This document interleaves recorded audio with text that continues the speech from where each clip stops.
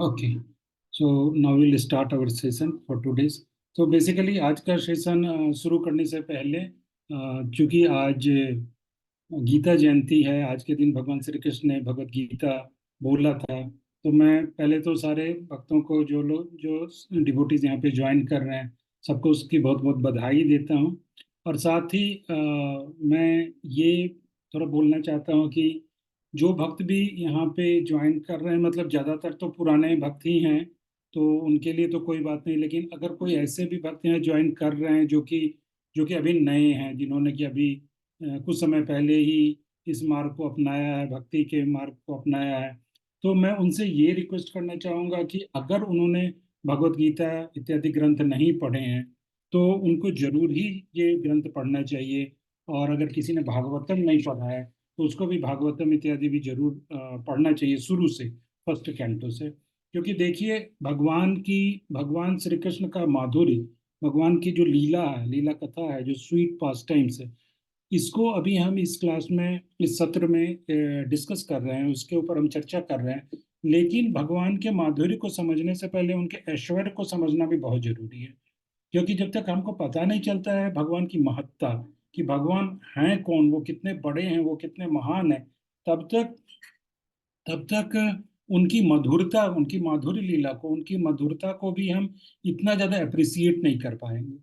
क्योंकि जब हमें पता चलेगा कि अरे ये तो वही भगवान है जो कि देवादिदेव, वो सारे देवताओं के देव हैं, त्रिलोकों की स्वामी हैं, जब ब्रह्मा जी और शिव जी भी जिनके दर्शनों के लिए ललायित रहते हैं, इवन ब्रह्मा जी को भी जब चाहे तब उनका, भगवान का दर्शन नहीं कर सकते। श्री कृष्ण का तो और भी दुर्लभ है। यहाँ तक विष्णु वैकुंठ नारायण का भी, वैकुंठनाथ का भी दर्शन नहीं कर सकते हैं। शंकर भगवान को भी वेट करना पड़ जाता है। जैसे कि ये 10th कैंटो के शुरुआत में ही हम वो एक वर्स आता है जिसमें हम देते हैं, जगाम त्रिनेस्तिरंग, 2 सेकंड कृष्ण का जगाम त्रिनेस्तिरंग यत गत्वा जगन्नाथं पहले देव ही रहता देव देवं, ऐसे करके एक वर्स आता है जिसमें है, उस वर्ष में क्या बोल रहे हैं कि जब भगवान, जब पृथ्वी जब अपना, मतलब पृथ्वी पे जब बोझ बढ़ गया, और जब पृथ्वी जाती है भगवान से प्रार्थना करने के लिए, भगवान श्री कृष्ण से प्रार्थना करने के लिए, भगवान विष्णु से प्रार्थना करने के लिए जाती हैं, तो उस समय ब्रह्मा जी और सारे देवता सब मिल के जाते हैं भगवान से, भगवान विष्णु के पास प्रार्थना करने के लिए। और जब वो ऐसा प्रार्थना करने के लिए जाते हैं वहां पे, तो वहां पे, जब वो वहां पे प्रार्थना करने के लिए जाते हैं, तो उनको डायरेक्ट वैकुंठ वैकुंठ लोक का एक्सेस नहीं है। तो वहां पे वो कहाँ पे जाते हैं, तो श्वेत द्वीप करके एक वैकुंठ है, जो कि असल में भौतिक जगत में ही एक वैकुंठ होता है, जिसका नाम होता है श्वेत द्वीप। तो उस श्वेत द्वीप में जाते हैं, और श्वेत द्वीप में भी वो भगवान के डायरेक्टली, जैसे कि वैकुंठ के अंदर, श्वेत द्वीप के अंदर वो डायरेक्ट प्रवेश नहीं कर कर सकते हैं वहां पे। तो वो वहां पे कहाँ जाते हैं, वो वहां पे तट पे जाते हैं, वो समुद्र के तट पे जाते हैं। एक मिनट, जरा मैं वो वर्स ढूंढ रहा था, थोड़ा दिमाग से स्लिप कर गया। हम्म,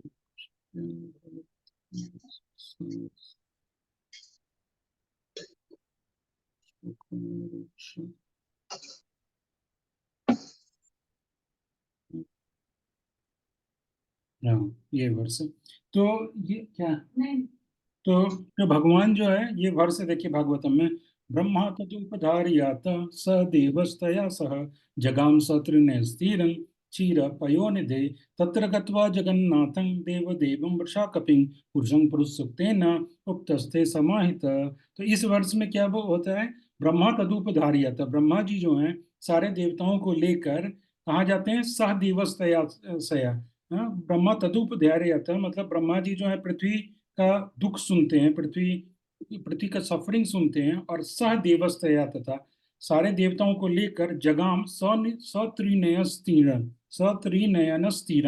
तो स्त्रीनयन मतलब शंकर भगवान, तो शंकर भगवान को भी लेकर कहाँ जाते हैं, क्षीर पयोनिधि, जो क्षीर सागर है उसके तट पे जाते हैं। और वहां पे जाकर क्या करते हैं, तत्र गत्वा जगन्नाथं देव देवं वृषाकपिं पुरुषं पुरुष सुक्तेन उपतस्थे समाहिता। तो वहां पे जाके वो जगन्नाथम देव देवम, देवताओं के भी देव, जगन्नाथ के, हाँ, जो कि शरणागत भक्तों के दुख को दूर करने वाले हैं। और उन भगवान की पुरुष सूक्त के द्वारा, पुरुषम, उस भगवान की पुरुष सूक्त इत्यादि मंत्रों के द्वारा भक्ति पूर्वक आराधना करने लगते हैं भगवान का। तो देखिए, वो वैकुंठ में नहीं प्रवेश उनको मिलता है सारे देवताओं, जिसमें कि ब्रह्मा जी भी है, शंकर भगवान भी, वो सीधे से वैकुंठ के अंदर नहीं घुस जाते हैं। वैकुंठ के बाहर जो जो सागर है, और उस सागर के भी इस तरफ, मतलब वो अभी उसको क्रॉस भी नहीं कर सकते हैं, इधर इधर ही रहकर वो वहां पर बैठ के तपस्या करते रहते हैं, मतलब प्रार्थना कर रहे हैं, ब्रह्मा जी प्रार्थना कर रहे हैं मेडिटेशन में, और सारे देवताओं पुरुष सूक्त इत्यादि मंत्र से भगवान की स्तुति कर रहे हैं। और तब क्या होता है, गिरं समाधो गगने समीरिता नैशम वेदास्त्रिदशानुवाच गांग पौरुषं में तृणामर गांग पौरुषं में शृणुतामरा पुनर्विधीयतामासि विधीयतामासु तथैव माचिरं। तो तब ब्रह्मा जी ने, मतलब फिर से ये सब इतना कोलाहल मचा हुआ है, बहुत शोर हो रहा है, तो ब्रह्मा जी कहते हैं शांत हो जाओ, शांत हो जाओ।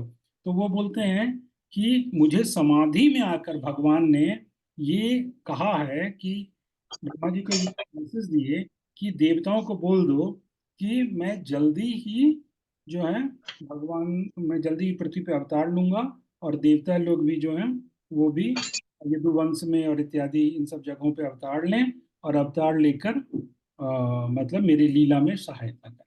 तो कहने का मतलब ये था कि भगवान को जानने, भगवान की माधुरी लीला को जानने से पहले भगवान के ऐश्वर्य को जानना, कि वो कितने बड़े हैं, कि ब्रह्मा जी और शंकर जी भी ऐसे नहीं उनके धाम में, मतलब वैकुंठ में चले गए, वो भी सागर के दूसरी तरफ ही वहां पे बैठ के मेडिटेट कर रहे हैं। और भगवान भी आके उनको ऐसे दर्शन नहीं दे दिए, विष्णु भगवान भी, वो ब्रह्मा जी के ध्यान में आए, मेडिटेशन में, और ध्यान में उन्होंने सब बोल दिया, और देवता को तो सुनाई भी नहीं पड़ा, और फिर ब्रह्मा जी देवताओं को मैसेज कर रहा है। तो वो भगवान बड़े ही दुर्लभ हैं। लेकिन जब वही भगवान, जब हम इस माधुरी लीला में देखते हैं कि कैसे ब्रिजवासी उस भगवान को, कोई उनको सखा समझता है, और कोई उनके उनके पे हाथ रख के चलता है, और गोपियां उनसे प्रेम करती हैं, और यशोदा माई नंद बाबा उनसे इतना प्रेम करते हैं, और गोपियां एक थोड़े से माखन के लिए उनको दिखाती हैं कि लल्ला, मैं तुमको ये माखन दूंगी अगर तुम नाच के दिखाओगे। तो भगवान नाचते हैं, श्री कृष्ण नाचते हैं। तो ये तब जब अपने को मालूम चलता है कि ये जो नाच रहे हैं, या ये जो गोपियों के प्रेमी बन गए हैं, या ये जो गोपियों के सखा हैं, ये जो गोपों के सखा हैं, जो उनके फ्रेंड हैं, ये इतने बड़े हैं, ये तो क्या है कि इनका तो दर्शन भी बहुत दुर्लभ है, अपने लिए नहीं, अपने लिए तो छोड़ दीजिए, हम तो बहुत क्षुद्र जीव हैं, इवन ब्रह्मा और शंकर भगवान के लिए भी जिनका दर्शन दुर्लभ, तो ऐसे भगवान हैं ये। और जिस श्री कृष्ण का दर्शन करने के लिए यहाँ तक कि महाविष्णु भी ललायित हैं, और महाविष्णु भी क्या करते हैं, वो बच्चों को, बालकों को चुरा लेते हैं, ताकि श्री कृष्ण और वो द्वारिका की लीला जो है, तब जाके श्री कृष्ण और अर्जुन जो है वो वहां जाते हैं महाविष्णु के पास दर्शन देने के लिए। तो वहां पे महाविष्णु बोलते हैं कि मैंने ही चुराया था ये बालक को। तो वो महाविष्णु भी जिनका दर्शन करने के लिए ललायत हैं, तो ये हैं वो श्री कृष्ण। तो जब हम जानते हैं कि ये इतने महान है, और तब जब हम देखते हैं कि उस ढंग की लीला कर रहे हैं वो वृंदावन में, व्रज में, तो हम उसको बहुत ज्यादा, उसको समझ सकते हैं, उसको बहुत ज्यादा अप्रिसिएट कर सकते हैं। इसलिए आज गीता जयंती के अवसर पर मैं यही बोलना चाह रहा था उन भक्तों से जिन्होंने भगवत गीता, भागवतम इत्यादि का अगर वो पाठ नहीं, अगर वो अभी तक नहीं पढ़े हैं, तो जरूर वो पैरेलली समांतर में इस चीज को भी शुरू कर दें, कि मतलब इन सारी चीजों को भी पढ़ना, ताकि उनको पता चले कि भगवान है कौन, है ना। जैसे भगवान श्री कृष्ण भगवत गीता में बोलते हैं, मत्त परतरम ना अन्यत किंचित अस्ति धनंजय, हे धनंजय, हे अर्जुन, मेरे से ऊपर कुछ भी नहीं, है ना। तो ऐसे जो भगवान को हम समझते हैं, उनके ऐश्वर्य को, फिर बाद में हम उनके माधुर्य को भी उतना ही ज्यादा अप्रिसिएट कर सकते हैं।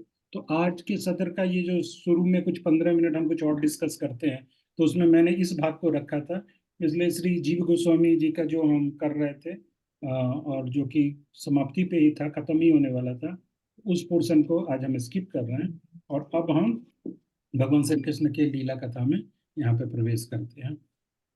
तो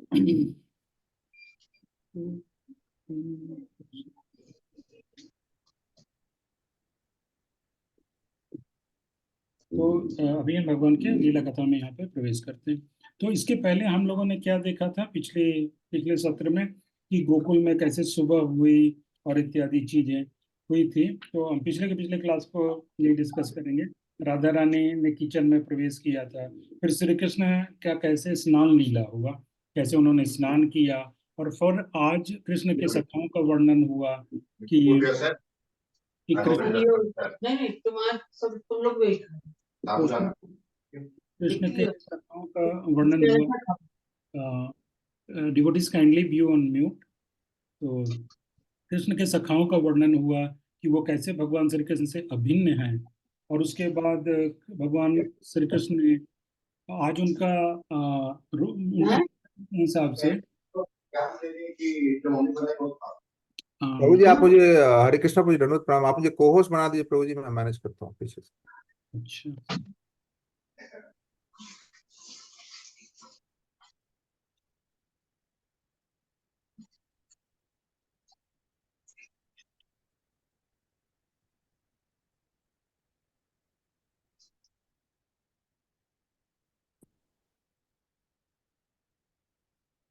यस निशांत प्रभु जी, आपको बना दिया मैंने को होस्ट। तो हम देख रहे थे कि कैसे भगवान श्री कृष्ण के जो फ्रेंड हैं, जो सखा हैं, वो उनसे उनसे अभिन्न है।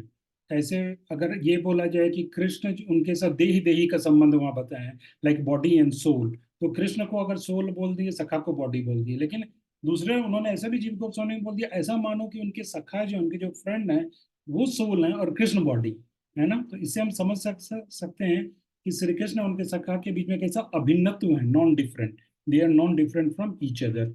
ये सब देखा। फिर हमने देखा कि कृष्ण कैसे यशोदा माई के महल में प्रवेश किए, और वहां पे यशोदा माई, और वहां से उनका उनका फिर से अभिषेकम इत्यादि हुआ।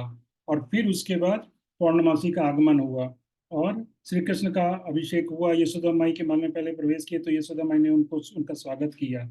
और अब श्री कृष्ण जो है वो व्रजराज की सभा में, क्योंकि आज उनका जन्म नक्षत्र मनाया जा रहा है जो हर एक महीने मनाया जाता है, तो व्रजराज की सभा में अब वो प्रवेश करते हैं कृष्ण, जहाँ पे सारे व्रजवासी, चूंकि आज उनका बर्थडे सेलिब्रेट हो रहा है जो कि हर एक महीने होता है, तो वहाँ पे सारे ब्रजवासी इकट्ठा हुए हैं और उनके लिए श्री कृष्ण वहाँ पे प्रवेश करते हैं। तो वो सब वर्णन हुआ। तो अब क्या होगा नेक्स्ट, अब उसके आगे हम आगे बढ़ रहे हैं। तो वो सभा लगी हुई है जिसमें कि सारे ब्रजवासी बैठे हुए हैं, नंद बाबा बैठे हुए हैं, सब कोई। और कोई एक प्रधान बालक, एक कोई बालक जो है, तो जैसे मैं बोल रहा था कि श्री कृष्ण के लीला में सारे उनके उम्र के बालक ही सारे मैसेंजर और इन सब चीजों का रोल प्ले करते हैं। तो एक बालक आया, एक एक कृष्ण की उम्र के एक बालक आए, और पहले राम और श्री कृष्ण, यानी राम मतलब बलराम, तो बलराम जी और कृष्ण के कानों में आकर उन वो कुछ कहने लगे। तो हाँ, तो उनके कानों में आके उन्होंने कुछ कहा। और फिर उसके बाद नंद बाबा के श्री कृष्ण ने ऐसे सिर हिलाया, स्वीकृति दे दी, परमिशन दे दिया। तो नंद बाबा के पास गए, फिर उनके कान में कुछ कहा। तो फिर नंद बाबा तब बोले कि क्योंकि अंदर से क्या हुआ था, ये बच्चा कहाँ से आया था, अंदर से आया था, यशोदा माई का जहाँ पे अंतःपुर है, तो वहां से यशोदा माई के द्वारा भेजा गया था। तो वो आया, और उनके कहने का क्या मतलब था कि बेसिकली अभी भोजन तैयार है, क्योंकि कृष्ण का ये बर्थडे सेलिब्रेशन है, तो आप लोग सब भोजन के लिए आइए। तो वहां पे आ गए, और वहां पे तब नंद बाबा सबको हाथ जोड़ के बोलने लगे कि आज श्री नारायण की कृपा से आज कृष्ण का समृद्ध जन्म नक्षत्र है। तो इसलिए सबको रिक्वेस्ट करते हैं, विनय पूर्वक हाथ जोड़कर सबसे प्रार्थना करते हैं कि सारे सभासद जो हैं, जो यहाँ पे सारे लोग बैठे हुए हैं असेंबली में, अंतःपुर में पधार कर भोजन के लिए अंदर आइए। जहाँ पे मतलब वो जगह है जहाँ पे सब लोग बैठ के भोजन कर सकते हैं। और ये जगह जो है वो अंदर है, अंतःपुर में है, जहाँ पे रानियां रहती हैं और गोपियां रहती हैं। तो वहां पे आइए और वहां पे आके भोजन कीजिए। तो ऐसे प्रार्थना किए नंद बाबा, तो सब लोग एकदम सेटिस्फाइड हो गए और सब लोग अंदर की तरफ आ गए। तो जब सब अंदर आए तो अंदर आके वो अंदर के अंतःपुर का जो महल है उसका शोभा सब देख रहे हैं कि अरे कितना ये सुंदर है, और उसके बहुत सारी चीजें। फिर वो लोग, सब लोगों ने भोजन गृह में प्रवेश किया जहाँ पे प्रसादम का व्यवस्था है। तो वहां पे सब आए, और जब वहां पे आ गए तो वहां पे उन लोगों को बताया गया कि यहाँ पे आप अपना पैर धोइए, यहाँ पे अपना आप हाथ धोइए, और यहाँ पे आप लोग सब बैठ जाइए। ऐसे ऐसे करके अलग अलग पंक्ति में सबको, अलग अलग लाइंस में सबको बैठा दिया गया। तो आज आपको याद होगा कि आज श्री कृष्ण और बलराम को रोक लिया गया था कि आज आप धेनु चराने के लिए, गैयों को चराने के लिए आज आप नहीं जाइए, क्योंकि श्री कृष्ण का आज यहाँ बर्थडे सेलिब्रेशन किया जा रहा है। तो आप दोपहर तक एटलीस्ट रुक जाओ, और दोपहर तक रुक के आप यहाँ पे इन्वॉल्व हो इस फंक्शन में, आप सम्मिलित हो और सब लोगों को अपना दर्शन दो इस ढंग से। तो लेकिन कृष्ण और बलराम, उनका कृष्ण का जो ध्यान है वो अपनी गैयों के ऊपर था। तो वो जब सब लोग अंदर आते हैं तो एक आंगन में एक बहुत ऊंचा विशाल भवन है, तो उस भवन के छत पे चढ़ जाते हैं, कृष्ण चले जाते हैं, और वहां पे जाके वो देखते हैं तो इतना ऊंचा है वो भवन, तो वहां से व्रज पूरा दिख रहा है दूर दूर तक। तो श्री कृष्ण वहां पे देखते हैं कि उनके दूर तक देख रहे हैं कि उनकी गैयां वगैरह जो वो कैसे चल रही हैं, और ग्वाल बाल उसको संभाल रहे हैं। तो वहां से कृष्ण का वो ध्यान लगा हुआ है वहां पे, कि उनको उनका ध्यान अपने गैयों पे भी है। तो भगवान इतने दयालु हैं कि उनका ध्यान अपने सारे भक्तों पे रहता है हर समय।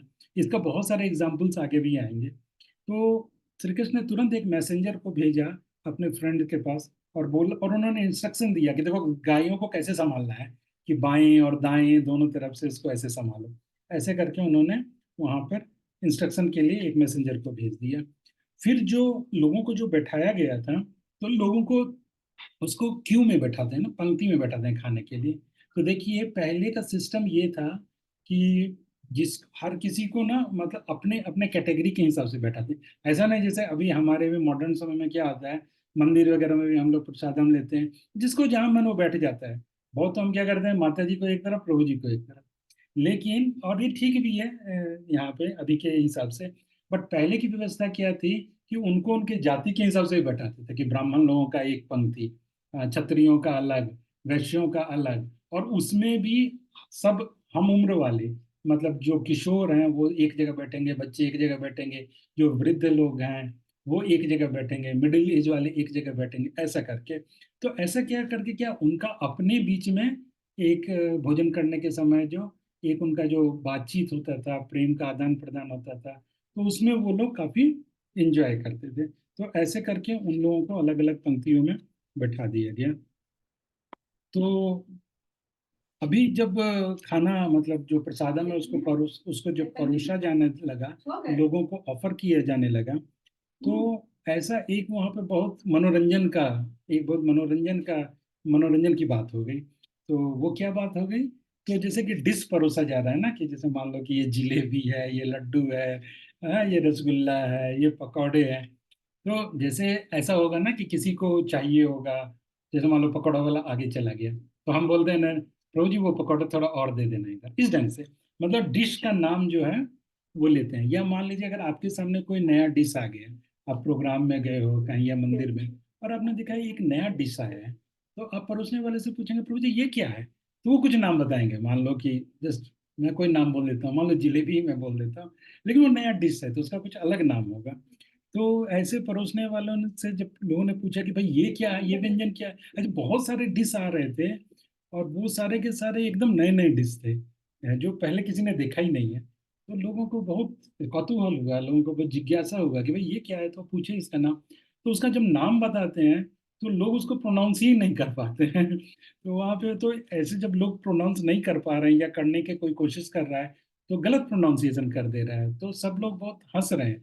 अच्छा, ये जो गलत प्रोनाउंसिएशन जो कर रहे हैं, जो सही से नहीं प्रोनाउंस कर पा रहे हैं, ये कोई मूर्ख लोग नहीं है, ये बड़े विद्वान लोग जो थे उस समाज के, वो लोग भी ठीक ठीक नहीं उसको प्रोनाउंसिएशन कर पाते हैं, क्योंकि विद्वानों का तो पूरे भाषा पे पूरा कंट्रोल होता है, लैंग्वेज पे, तो उनसे तो एक्सपेक्ट किया जाता है कि भाई वो तो तुरंत एकदम पकड़ लेंगे, संस्कृत भाषा हो या जो भी हो।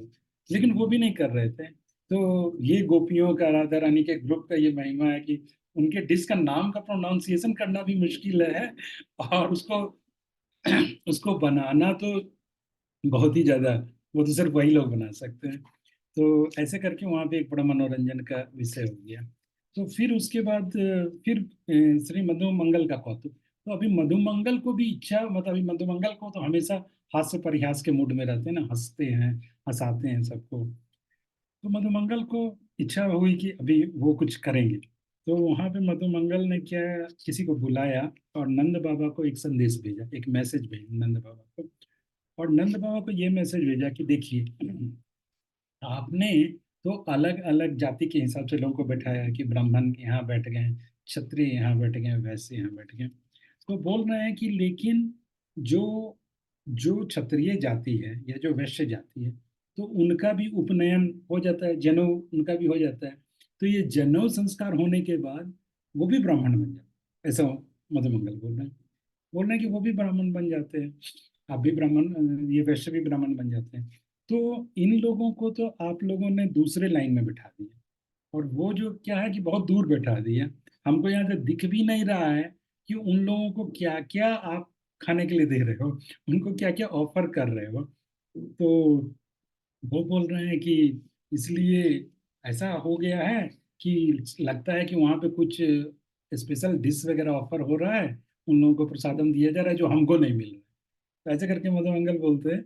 और इसलिए वो नंद बाबा को बोलते हैं कि इसलिए अब क्या होना चाहिए कि, और क्या हो रहा है, वो बोले कि जो लोग डिश को परोस रहे हैं, जो लोग सर्विंग कर रहे हैं, तो उन लोगों ने क्या किया है कि उनको ऑलरेडी मालूम है कि ये सारे डिशेस बहुत अच्छे हैं, बहुत स्वीट हैं।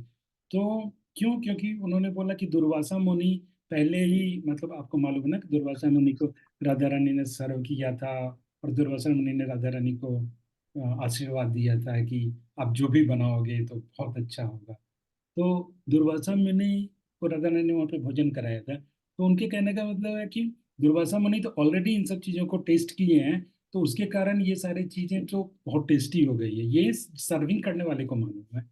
तो तो जो लोग सर्विंग कर रहे हैं उन लोगों ने, एक सेकंड, तो जो लोग सर्विंग कर रहे हैं उन लोगों ने क्या किया है कि उन लोगों ने चुरा चुरा के ही सर्व करने वाले चीजों को वो खाते जा रहे हैं, वो खा लिए हैं सर्विंग करने वाली चीजों को।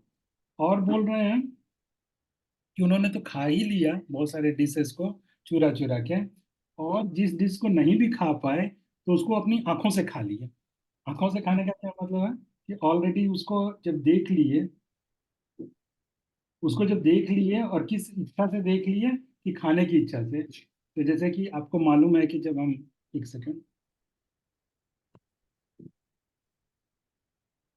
तो आपको मालूम है कि जब, जैसे कि जब हम भगवान को भोग लगाने के लिए जाते हैं, तो बोला क्या इंस्ट्रक्शन वहां पे दिया गया है कि उन चीजों को जो कुकिंग कर रहा है वो तो ठीक है देखे, लेकिन घर के दूसरे लोग भी ना देखें, या बाहर के लोग भी ना देखें। और जब भगवान को कुकिंग कर, जो जो चीज बना लेते हैं, फिर उसको कवर करके भगवान के पास लेके जाते हैं ताकि कोई इसको पहले देखे ना। क्योंकि देखने से क्या होगा कि उसने अपने मन में उसकी इच्छा होगी, अरे आज तो ये बना है तो आज ये मैं खाऊंगा। तो ऐसे करके भी वो चीजें जो है वो पहले मन से स्वीकार कर ली जाती है, किसी ने मन से स्वीकार कर लिया तो फिर वो भगवान को ऑफर करने, मतलब थोड़ा सा वो सब स्टैंडर्ड हो जाएगा। ओके, ये हाई स्टैंडर्ड है, हम इसको शायद घर भर में उतना फॉलो नहीं कर पाए, जस्ट एक स्टैंडर्ड के लिए मैंने बोल दिया कि ऐसा स्टैंडर्ड है। तो ऐसे वो बोल रहे हैं कि ये लोग जो सर्विंग कर रहे हैं, तो उन लोगों ने पहले ही अपने मन से और आंखों से उस चीज को भोग लिया है कि मतलब कि अरे वाह ये तो कितना टेस्टी है, हम भी खाएंगे ऐसे करके। तो इसलिए मधुमंगल क्या बोल रहे हैं कि एक तो पहले कि आप उस लाइन में क्या परोसा गया है, मुझे डाउट है, मुझे लगता है कि हम लोगों को नहीं परोसा गया। और दूसरा, ये परोसने वाले ने तो कुछ तो खा लिया और कुछ अपने नजरों से खा लिया। तो इसलिए बोलते हैं कि, इसलिए नंद बाबा से ये मेरा रिक्वेस्ट है कि सारी चीजों को एक बार फिर से परोसा जाए, सारी चीजों को एक बार फिर से स्टार्टिंग से, जितने आइटम, और बोले कि चूंकि हम लोगों को बहुत चीज नहीं परोसा गया, तो बहुत सारा चीज अभी भरा, बहुत बचा हुआ है। तो इसलिए नंद बाबा से ये मेरा है, मैसेज ये है कि सारी चीजों को जितने को आपने किया ना, तो क्या छूट गया, बीच में नहीं छूट गया, तो स्टार्टिंग से आप सबको फिर से एक बार सर्व करो। तो ऐसे करके मधुमंगल बहुत वहाँ पे हल्ला करते हैं।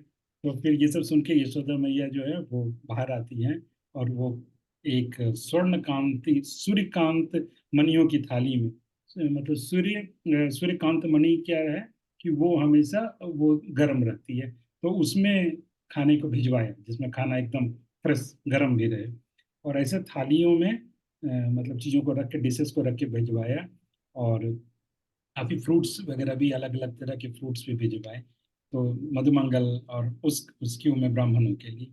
तो ऐसे करके मधुमंगल का ये हास्य परिहास जो है, हंसी मजाक का सेशन चल रहा है।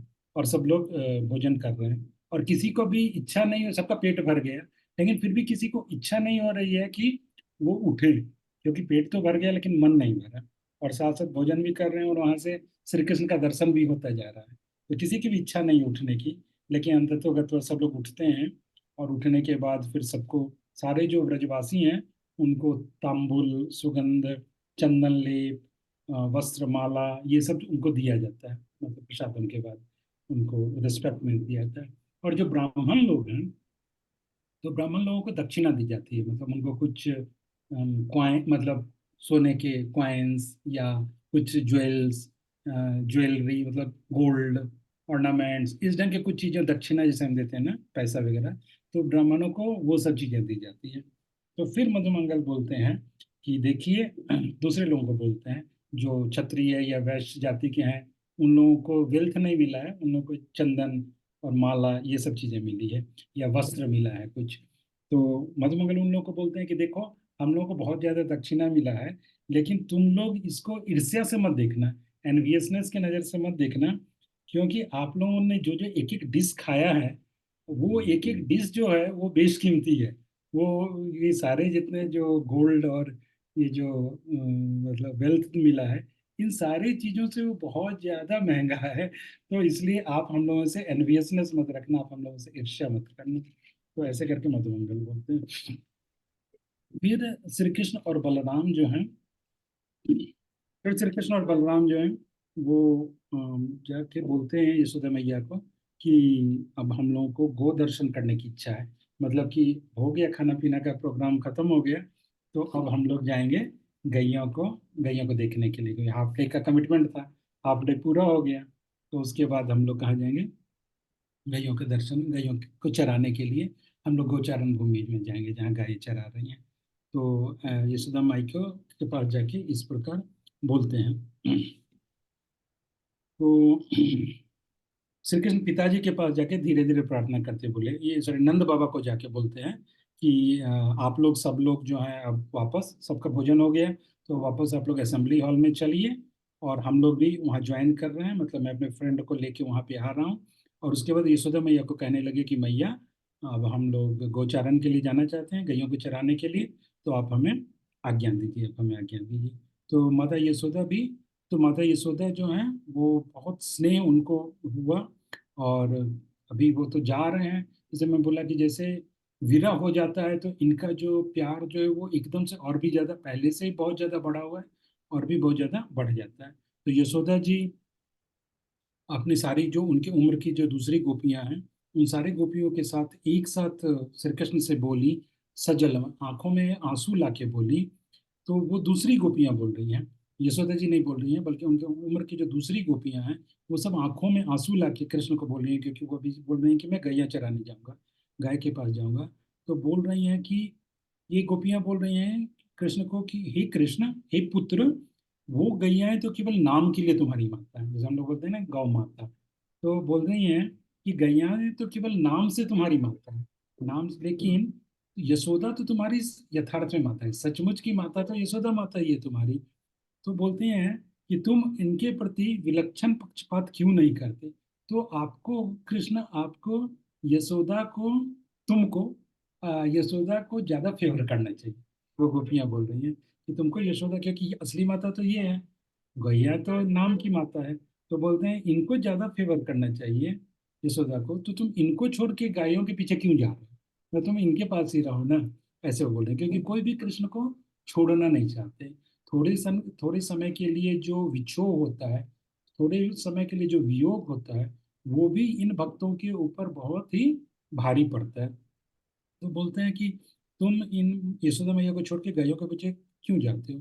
तो श्री कृष्ण सिर झुका के बोलते हैं, और वो भी सजल नेत्र से बोलते हैं, उनके भी आंखों में आंसू आ गए, और मंद लेकिन मुस्कुराते हुए बोलते हैं, हे मातृगण, हम क्या करें, वो पशु जात। कृष्ण बोलते हैं कि क्या करें मैया, हे माताओं क्या करें, हे मातृगण, हे हम क्या करें, कि ये तो पशु जाति है, ये तो, इनको तो इतना विवेक भी नहीं है, इनको तो इतनी बुद्धि भी नहीं है कि ये इतना कुछ समझ सके कि भाई वो, मतलब वो नाम की माता है और ये सब चीजें। तो मैं, मतलब उनको मैं कैसे छोड़ दूं, कृष्ण के कहने का मतलब है कि देखिए, उनका जो है नजर अपने सारे भक्तों पे है, चाहे वो शांत रस के भक्त हों, चाहे वात्सल्य के हों, सख्य के हों या माधुर्य के हों, गोपी भाव के, सबके ऊपर उनका नजर है, सबका चिंतन उनके हृदय में है। तो बोलते हैं कि ये गैयों को तो विवेक भी प्राप्त नहीं, उनको तो बुद्धि भी नहीं है, बिना मेरे देखे तो वो तृण भी नहीं लेती है। तो जब तक कृष्ण वहां पे नहीं आ जाएंगे गोचरण के लिए, तो गैया जो है खाएंगी नहीं, वो घास मुंह में लेके खाएंगी नहीं। तो कृष्ण बोलते फिर मैं कैसे नहीं जाऊंगा, ऐसे उनके कहने का मतलब है। तो इसलिए मैं जाता हूँ। तो यशोदा माई बोलती हैं कि सिर के कृष्ण के बारे में बोलती हैं, कृष्ण ठीक कहता है।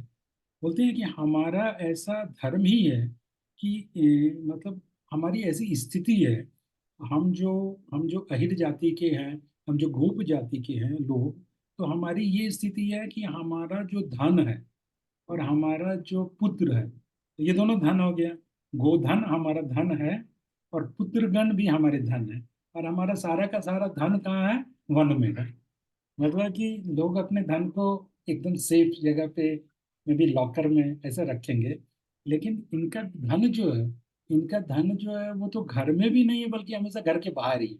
ये सदम ये बोल रही है कि उनकी जाति के गोप गोप जाति में, अहिर जाति की स्थिति ये है कि उनका जो धन है वो वन में है, क्योंकि बिना वन के, बिना जंगल के गोधन की रक्षा नहीं हो पाती। तो गैया को रक्षा करने के लिए, गैयों को सरवाइव करने के लिए वन है, फॉरेस्ट, वो जरूरी है। और बालक जब तक वन में नहीं जाएंगे, जब गायों को कोई चराने के लिए नहीं जाएगा, तो गायों की रक्षा नहीं हो पाएगी।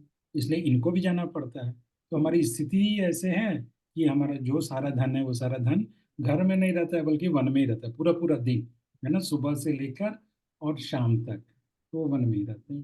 तो कृष्ण बोलते हैं कि मैया, इस वृंदावन में कोई भय नहीं है, यह वृंद आप क्यों चिंता कर रही हो? तो यशोदा माई को एक तो वियोग का भी है कि कृष्ण दूर जा रहे हैं, दूसरा उनको ये भी डर लगता है, अरे वन में जा रहा है, इतना छोटा बालक है। एक्चुअली इसका आगे में बड़ा सुंदर वर्णन मैं करूंगा, लेकिन वो उसका एक बड़ा सेक्शन ही आएगा गोचारण, तो उस समय इसका वर्णन करेंगे। तो गोचारण के समय तो यशोदा माई को सिर्फ वो नहीं है कि वियोग का तो है ही कृष्ण के साथ, बट इस बात का भी डर है ना कि जंगल में जा रहा है, वन है, इतना गहरा है, ना जाने वहाँ क्या क्या होगा। और फिर असुर भी हैं, असुर भी होंगे, असुर का भी उत्पात रहता है। तो ये सब के कारण यशोदा मैया को एक डर भी है। इसलिए कन्हैया बोल रहे हैं कि इस वृंदावन में कोई भय नहीं है। तो कृष्ण बोल रहे हैं वो भय सब जो था असुर वगैरह का, वो तो केशी आदि दैत्यों के नष्ट करने पर उन्हीं के साथ चला गया। जैसे मैं केशी इत्यादि दैत्यों को मार दिया, तो ये सारा का सारा भय जो है वो उसी समय खत्म हो गया। तो इस तरह मैया बोली, अच्छा, तब ऐसा क्यों कहा जाता है कि आज तक भी उन असुरों का कुछ उत्पात विद्यमान है? मतलब बोलती है ऐसा सुनने में आता है कि अभी भी ये असुर लोग कुछ ट्रबल करते हैं। तो ऐसा लगता है, यशोदा माई बोल रही है कि मरा हुआ जो असुर है वो सब प्रेत का शरीर मिल गया, सब घोस्ट बन गया, हो भूत प्रेत बन गया है सब, और भूत प्रेत बन के ये सब जो है डिस्टरबेंस क्रिएट कर रहे हैं वृंदावन में। तो कृष्ण मंद मुस्कुरा के बोलते हैं कि मैया वो प्रेत नहीं बने, वो घोस्ट नहीं बने हैं, बल्कि आपके श्री चरण रेणु समूह से सेवित इस व्रज में आने के प्रभाव से मुक्त हो गए। तो बोल रहे हैं कि आपकी कृपा से, व्रजभूमि की कृपा से, ये सारे जो असुर थे वो सब मुक्त हो गए। तो यहाँ पे देखिए एक और बहुत बड़ी सिद्धांत की बात है कि जब श्री कृष्ण किसी असुर का वध कर देते हैं, तो उस असुर को वो मुक्ति दे देते हैं, है ना। और ऐसे जो हैं वो श्री कृष्ण ही एकमात्र हैं जो कि असुरों को भी मुक्ति देते हैं, है ना। कई बार इवन भगवान के दूसरे अवतार जो हैं, विष्णु अवतार भी जो हैं, वो भी असुरों को मारते हैं तो उनको मुक्ति नहीं देते हैं। लेकिन श्री कृष्ण अगर किसी को भी मारते हैं तो उसकी मुक्ति दे देते हैं। और हम ये भी जानते हैं कि महाभारत में जो लोग उनको देखते देखते, उनका मुख देखते देखते जिन लोगों ने प्राण त्याग किया, उनको भी हाइयर डिस्टिनी वगैरह मिल गए।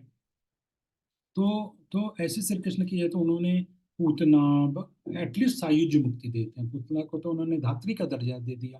अहो बकी मस्तन कालकूटा, उस वर्ष में हम देखते हैं कि बोलते हैं कि किंबा दयालु शरणं ब्रजेमा, ये ये जो कृष्ण है उनके अलावा मैं किसी और का शरण कैसे ग्रहण करूं, कि वो इससे ज्यादा दयालु वो कौन हो सकता है, जो कि वो उस पूतना को, जो उसको उनको मारने के लिए अपने स्तन पे विष लगा के आई थी, उस पूतना को भी उन्होंने धात्री का, यानी यशोदा में एक असिस्टेंट का दर्जा दे दी, है ना, एक मातृ, मतलब माता की जैसी पदवी दे दी।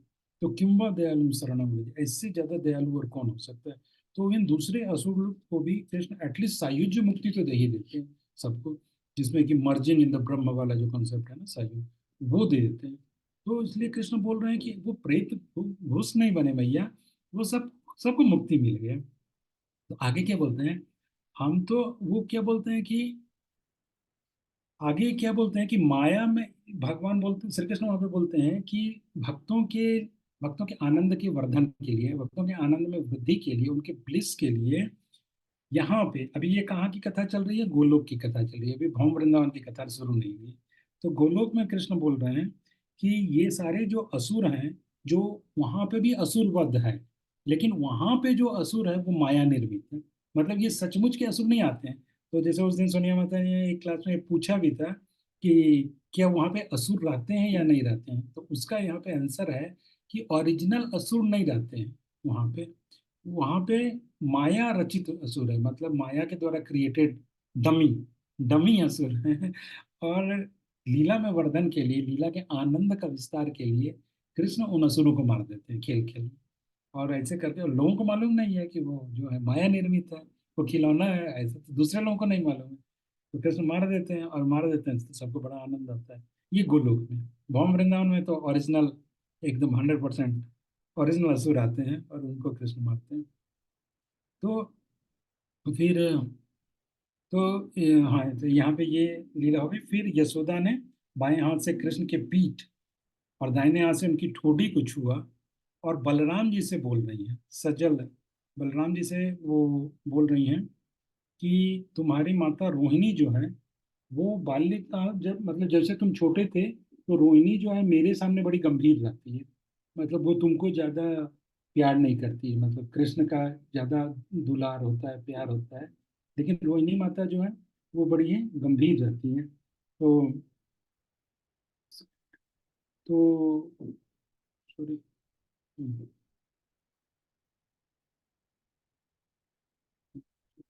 तो यशोदा माता बोलती हैं कि रोहिणी जी जो है बड़ी गंभीर रहती हैं। और लेकिन जब रोहिणी गंभीर रहती है तो यशोदा माई ही वो प्यार प्रकट करती हैं बलराम जी के प्रति भी। तो वो बोल रही हैं कि देखो, कृष्ण तो मेरी बात नहीं मानेगा, ऐसा उनको डाउट है। इसलिए बलराम को बोल रहे हैं कि जल्दी से तुम कृष्ण को लेके वापस आ जाना, ज्यादा देर मत करना वन में। और फिर रोहिणी जी भी आके बोलती हैं कि तुम्हारी माँ तुमसे बहुत प्यार करती है, कृष्ण को बोलती हैं, कृष्ण यशोदा तुमसे बहुत प्यार करती है, और इसलिए तुम उनकी बात नहीं, है ना। लेकिन मेरी बात को तुम कभी भी टालते नहीं हो, मेरी बात को हमेशा मानते हो, कभी मना नहीं करते हो। तो मैं एक बार कह रही हूँ तुमको, लेकिन तुम इसको ऐसा समझना कि मैं तुमको बार बार ये इंस्ट्रक्शन दे रही हूँ। और वो इंस्ट्रक्शन क्या है कि तुम जल्दी से अपनी माँ को, जो मानसिक उनका जो मेंटल टेंशन है, उनका जो मानसिक ताप है, उसकी ज्यादा वृद्धि मत, उसको ज्यादा विस्तृत मत करना, मतलब उसको ज्यादा बढ़ाना नहीं, उसको शॉर्ट रखना। शॉर्ट कैसे रखना है, जल्दी से वन से वापस आ जाना, जल्दी से जंगल से आकर अपना श्रीमुख दिखाना। बोलते हैं अपने श्रीमुख की किरण किरण सुधा को शीघ्र ही विस्तीर्ण करना, यानी कि वन से लौटकर जल्दी ही अपना मुख चंद्र दिखाना, अपना मुख चंद्र माता को दिखाना। ऐसे करके रोहिणी जी कृष्ण को बोल रही है। तो उस समय श्री कृष्ण सारे माताओं का चरण स्पर्श करना चाहते हैं, और करके वो घर से बाहर आ जाते हैं। तभी वो अंदर का जो कोर्टयार्ड है, उससे वो आते हैं, और प्रांगण में, हाँ, अब वहाँ, अब कृष्ण कहाँ आ जाते हैं। अब वो ये सब अंदर बातें हो रही थी, फिर अंदर से निकल के वो आंगन में आ गए, मतलब कोर्टयार्ड में आ गए। और जब कोर्टयार्ड में आ गए, तो कृष्ण की जो प्रेयसी गण है, जो कि गोपियां हैं, जो कि उनकी प्रेमिका हैं, तो ऊपर में ऐसे झरोखे बने हुए हैं, ऐसे स्मॉल स्मॉल विंडोज टाइप का। तो वो गोपियां जो झरोखों से ऐसे अपना मुंह निकाल के और कृष्ण को देख रही हैं। तो नीचे से, ये मैं थोड़ा अभी अपने साइड से ऐड कर रहा हूँ, थोड़ा इतना रसिक चर्चा हो रहा है तो मैं भी थोड़ा अपनी तरफ से ऐड कर रहा हूँ।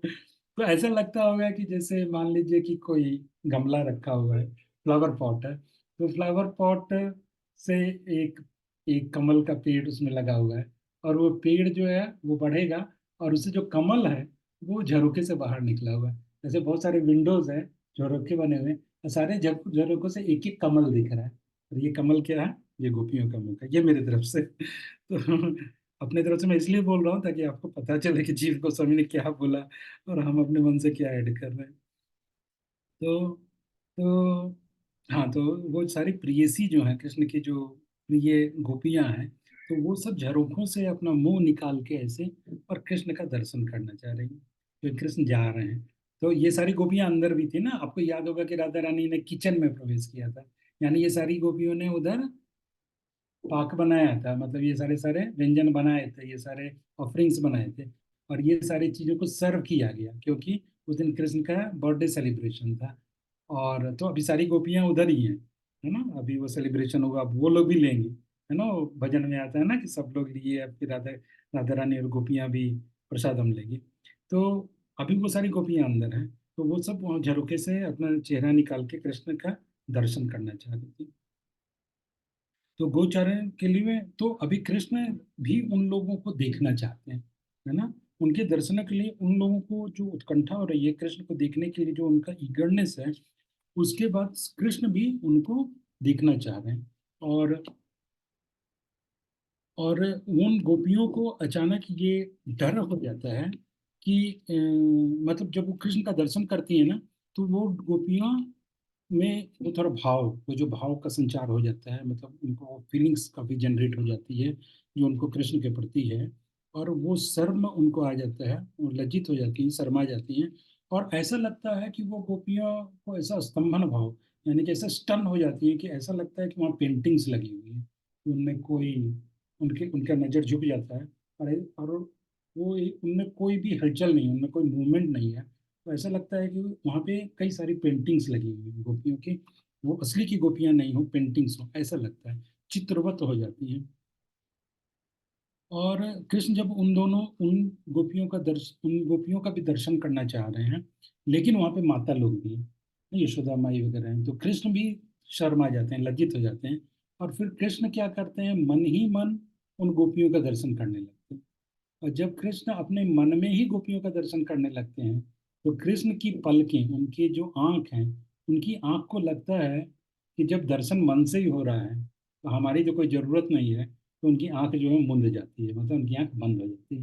यानी कहने का मतलब ये, जैसे हम आंख बंद करके किसी को याद करते हैं, तो कृष्ण भी ऐसे आंख बंद कर, क्योंकि माता लोग हैं, तो मालों के सामने वो कैसे गोपियों को ऐसे ऐसे देखेंगे, अच्छा नहीं लगेगा। तो कृष्ण शर्मा भी जाते हैं। तो कृष्ण आंख बंद कर, मतलब कृष्ण मन में दर्शन कर रहे हैं आंख बंद कर।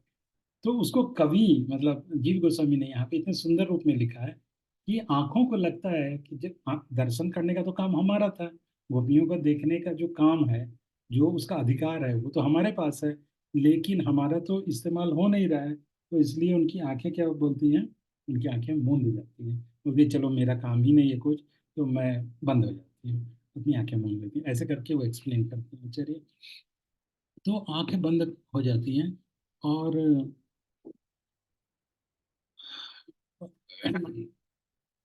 तो गोपियों को जब श्री कृष्ण का मानसिक भाव जो उनके मन में जो चल रहा है, और ये भाव जो है कि यशोदा माई को भी थोड़ा थोड़ा समझ में आने लगता है, मतलब उनके भी मन में थोड़ा उस वो फीलिंग्स आने लगती है कि कन्हैया के मन में क्या चल रहा है। ऐसा थोड़ा थोड़ा जब होने लगता है, तो राधा रानी को भी बहुत डर हो जाता है उस समय। और वो सोचती हैं राधा रानी की, देखिए अष्ट सात्विक विकार जो आता है ना, कंपन, कांपना, अश्रुपात, आंखों से आंसू आना, स्तंभन, स्टन हो जाना, श्वेत पसीना आना, इस ढंग से जो अष्ट सात्विक विकार है, ये अष्ट सात्विक विकार जब आता है, तो वो फिर कंट्रोल में नहीं रहता है ना, वो सबके सामने प्रकट हो जाए। और ये अष्ट सात्विक विकार पे आपको एक बात बताऊंगा कि बहुत भक्तों को अष्ट सात्विक विकार आता है, लेकिन राधा रानी की एक खासियत है कि उनको ये आठों विकार एक साथ आते हैं। और चैतन्य महाप्रभु में भी ऐसे ही ये सारे विकार एक साथ आते थे। तो that is the speciality of Radha Rani और चैतन्य महाप्रभु, है ना? तो राधा रानी को डर हो जाता है कि अगर इस समय मेरे को प्रेम विकार प्रकट हो गया, मतलब ये सारी चीजें अगर मेरे बॉडी में प्रकट हो गई, तो मैं क्या करूंगी। मतलब यहाँ पे सारे गुरुजन हैं, जो शर्मा इत्यादि हैं, ये सब बोलेंगे ना क्या रे, ये इसको अचानक ये क्या हो गया, और कृष्ण को देख के क्यों, क्या कृष्ण को देख के हो गया क्या। तो मतलब एक तरह बदनामी जैसा हो जाएगा ना। तो इसलिए वो डर जाती है सुधा माई, ऐसे कर, सॉरी, राधा रानी वहां पे ऐसे डर जाती है। और तब श्री कृष्ण जो है, अब वो वन के लिए जाने लगते हैं, मतलब वहां से वो निकलने लगते हैं, उस कोर्टयार्ड से वो वन के लिए निकलने लगते हैं। तो सूरदास जी एक यहाँ पे बड़ा ही अच्छा पद बोलते हैं। तो सूरदास जी का काफी सारा पद मैं इसमें लूंगा, वो एक्स्ट्रा, एक्स्ट्रा फ्लेवर तो लूंगा। तो सूरदास जी के बारे में थोड़ा सा आपको एकदम संक्षेप में बता दूंगा, क्योंकि कई बार अपने को डाउट रहता है हम किसके बारे में बोल रहे हैं, क्या है नहीं है, ऑथेंटिक है कि नहीं है, इस ढंग से। तो यथासंभव हमको सारे वैष्णवों का आदर करना चाहिए, वो तो एक बात है। लेकिन सूरदास जी जो है वो परंपरा में प्राप्त है और वो पुष्टि मार्ग में है। तो सूरदास जी का बहुत ही संक्षेप में जीवन ये है कि वो 5 साल के अवस्था में ही, जब वो 5 साल के थे तो घर छोड़ के वो निकल गए। और वो जाकर एक्चुअली क्या हुआ कि वो तो अंधे थे, उनके दो और भाई थे। तो उनके फादर जो वो एक जमींदार के पास जाते थे, और जमींदार के पास जाके वो भगवान की स्तुति वगैरह में कुछ सुनाते थे। वो जमींदार भक्त था। तो वो एक दिन सूरदास बोलते हैं कि मैं भी चलूं क्या आपके साथ, कभी 5 साल के थे। तो वो बोलते हैं कि ठीक है आ जाओ, लेकिन देखो वहां पे जाके कुछ ज्यादा बोलना नहीं, तुम चुप रहना। तो वहां पे जाते हैं सूरदास, तो उनके जो दोनों भाई हैं, उनके पिताजी तो सुनाते ही हैं कुछ भगवान का स्तुति वगैरह, और उनके भाई वगैरह भी, वो जमींदार उनके भाइयों को भी बोलते हैं कि आप भी सुनाओ। तो वो लोग भी सुनाते हैं। और उसके बाद सूरदास जी को, वो भी भगवान के भक्त है ना, तो उनको भी इच्छा होती है कि मैं भी कुछ सुनाऊं। तो वो बोलते हैं कि मैं भी कुछ सुनाऊं क्या। तो जमींदार सोचता है अरे ये मतलब ये अंधा है, ये क्या बोलेगा। बोलते ठीक है, जैसा कि जल्दी जल्दी सुनाओ, अभी ज़्यादा टाइम नहीं है। तो सूरदास जी सुनाते हैं एक पद। और जैसे ही वो सुनाते हैं ना, तो जैसे बोलते हैं ना कि जब बोलते हैं तो उनका पता चलता है वो व्यक्ति क्या है। तो एकदम वो आश्चर्यचकित रह जाते, बोलते हैं ये क्या है, इतना मधुर, इतना अच्छा, इतना टैलेंट। तो फिर वो बोलते हैं सूरदास जी को कि आप डेली आए करो यहाँ पर, और फिर हम आपसे ही सुनेंगे, आप सिर्फ उनसे ही सुनते थे। तो सूरदास जी अपना घर छोड़ देते हैं माता पिता को, और वो एकांत में वहाँ पे अकेले में कहीं पे, जहाँ पे वो जमींदार है उसके घर के पास ही कहीं पे वो निवास करते हैं। 5 साल में उन्होंने घर छोड़ दिया। और उसके बाद वो जमींदार के पास रहे लगभग 11-12 साल तक। और फिर तब तक जमींदार उनको काफी धन वगैरह कुछ देते हैं। वो सारा धन अपने माता पिता को दे के और सूरदास वहां से चले जाते हैं। और चलते चलते वो वृंदावन का ही भाव था सूरदास में, हमेशा कृष्ण के वृंदावन बिहारी लाल का ही हमेशा उनके मन में भाव होता है। तो सूरदास जो है मथुरा में आ जाते हैं। फिर मथुरा में बड़ी भीड़ भाड़ है, तो वहां पे सूरदास का मन नहीं लगता है। तो थोड़ा दूर में जाके यमुना जी के पास बैठे जाते हैं। और यमुना जी के पास बैठ के वो वहाँ पे भजन वगैरह गाते हैं। और तब एक समय वल्लभाचार्य आते हैं, जो पुष्टि मार्ग के जो आचार्य हैं। तो वल्लभाचार्य आते हैं और वो वहाँ पे सूरदास का वो सुनते हैं भजन। और सूरदास भी उनसे रिक्वेस्ट करते हैं दीक्षा के लिए। तो वल्लभाचार्य से उनको दीक्षा मिलती है। फिर वल्लभाचार्य सूरदास को लेके गोवर्धन में जाते हैं। और गोवर्धन में उनको बोलते हैं आप यहीं पे रहो। और वो जो श्रीनाथ जी का मंदिर जो है, जो अनियोर वगैरह में आप देखते हैं कि वहाँ है, तो ओरिजिनल वहाँ पे डीटी कौन थे, श्रीनाथ जी, जो कि अभी चल के वहाँ पे चले गए, आप लोगों से कुछ गए भी हैं जयपुर में। अभी वो जगह का नाम मैं भूल रहा हूँ, किसी को चैट में डालना है तो डाल दीजिए। तो उस जगह पे चले गए, यहाँ श्रीनाथ जी का जो करंट में मंदिर है। तो श्रीनाथ द्वार। हाँ, नाथ द्वारा, नाथ द्वारा चले गए। तो जब वो नाथ श्रीनाथ जी जो यहाँ गोवर्धन में रहते हैं, तो वल्लभाचार्य मतलब सूरदास जी का फिर पूरे जीवन का उनका सेवा क्या रहता है कि वो नाथ श्रीनाथ जी के सामने बैठ के वो भजन गाते हैं। वो पद सब अपने मन से गाते हैं, वो तो उनको आंख नहीं था। और वो अपने मन से गाते थे, और जब सूरदास जी गाते थे तो इन सब चीजों को लिख लेते थे, वो लिखने वाले मंदिर में होते थे। और ऐसे करके उनका एक संकलन बना। तो ये एकदम भगवान के भक्त हैं। और पुष्टि मार्ग में ये माना जाता है कि सूरदास जी जो है वो उद्धव जी के ही अंश अवतार, मतलब उद्धव जी ही सूरदास के रूप में आते हैं। तो बिल्कुल ऑथेंटिक है, बिल्कुल वैष्णव परम से। तो जब कृष्ण अभी जा रहे हैं, वो गोपियों को देखते हैं, लेकिन मन में देखते हैं। और मन में देखते हुए उद्धव जी, मन में देखते हुए कृष्ण जो है अभी जा रहे हैं। सूरदास जी एक पद वहां पे लिखते हैं, सूरदास जी एक पद लिखते हैं, है तो किसी और सेक्शन का, लेकिन मैं यहाँ जोड़ के सुना रहा हूँ। तो बोलते हैं श्याम कछु मोतन, मेरा तो आवाज इतना खराब है तो आप इसी में सुन लो। श्याम कछु मोतन ही मुस्कात, पहले एक बार मैं गा लेता हूँ। श्याम कछु मोतन ही मुस्कात, पीर पीताम्बर चरण पावरी, ब्रज बिथने में जा।